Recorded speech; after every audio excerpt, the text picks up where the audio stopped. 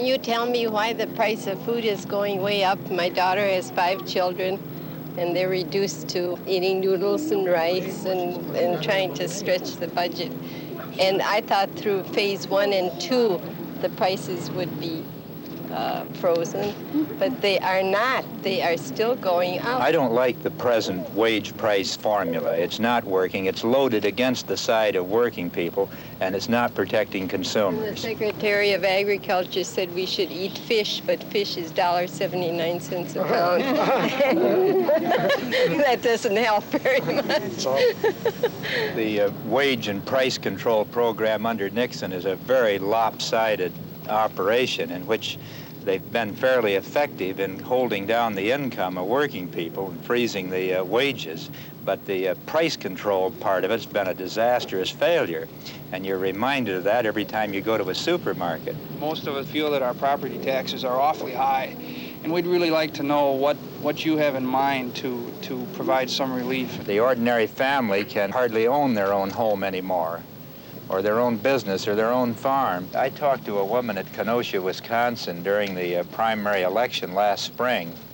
As I recall it, she was paying more than 1/3 of her entire income to support the property tax on the little house that she lived in. She had an income of about $1,700 a year, and the property tax on her house was $570 a year. If ever we get up enough for a down payment, I don't know if we could pay the property taxes, we'll be ready to retire. The only way I can see to reduce that load is for the federal government to move in and pick up a heavier share of the services that the states and cities are now carrying. The great injustice in the tax laws are in these loopholes that permit some of the richest people to pay little or no taxes at all, and that's not right. That money is one source of money that you could use to take some of the pressure off the middle-income taxpayer.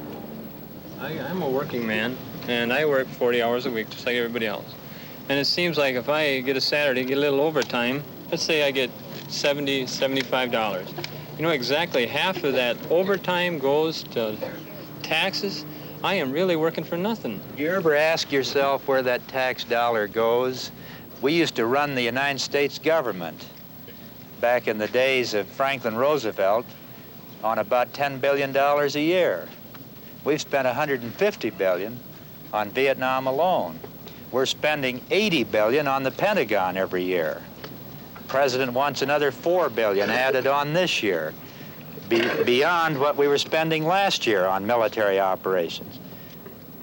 I think you ought to ask yourself where that tax dollar's going. My nephew was killed over in Vietnam about 2 years ago. Yeah. Now I understand we're going to go to Russia now and help develop their country. And the Chinese are worried about you getting in. They don't want you to get in. They want Nixon to stay in power here yet. Why? If we're fighting communism, why should he stay in business? Now, personally, I think it was a good thing the president went to Peking. Right. I think it's a good thing we're trying to improve our relations with Russia.